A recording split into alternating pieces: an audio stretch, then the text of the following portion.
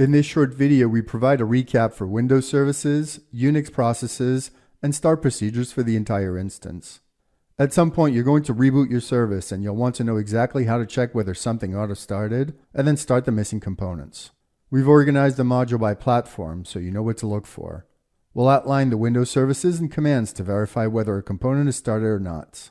Then we provide the locations and commands or executables for each component.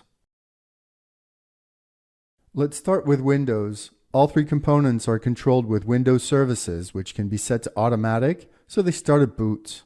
For directories, we've used default directories, but this could be different in your environments depending on the installation.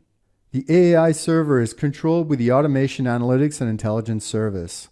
The application can also be started with the .exe, which is accessible in the Start menu. To start the config tool, use the shortcut in the Start menu, or the run.bat file in the config directory under the main directory. Finally, to access the main web interface, use the URL host HTTP or HTTPS port :AAI. For the connector framework, we're using Atomic as an example.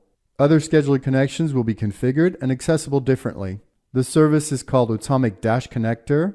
The default directory for the executable is Atomic-Connector as well, and the executable is called the same. You configure connectors in the system page of the V2 web UI. Finally, the reporting server has two services, Jasper Reports Tomcat and Jasper Reports PostgreSQL. Use the service-run.bat start file. The reporting server is configured in the System Tools page of the V1 web UI. Let's move on to Unix. The AAI server process does not have a control enable function. To check that it started, look for the JBoss process. You start the server as root, using the jaws.sh file with the startfg option.